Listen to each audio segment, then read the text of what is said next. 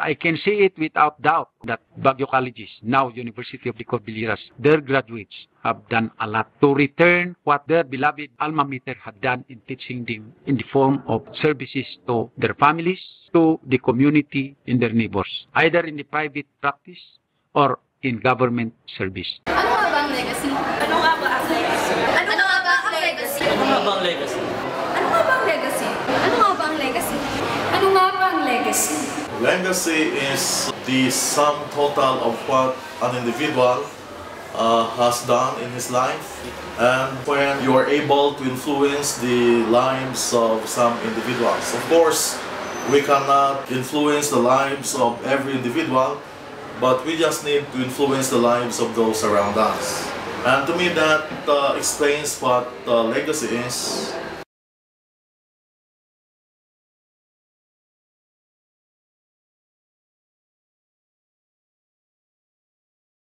When I came to this school, I could not even formulate a sentence or an idea, but I'm grateful to my teacher because he developed me into what I am now.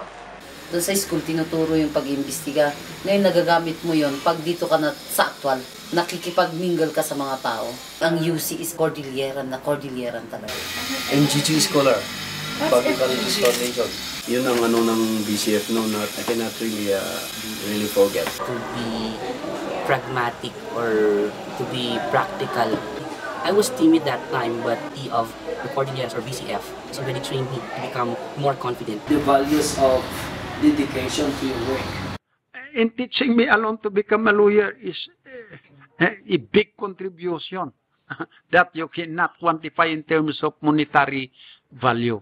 I am not what I am today, if not what BCF College of Law had done to me in molding me as a lawyer. And those that I did learn helped me to face a lot of the challenges in my private as well as public service.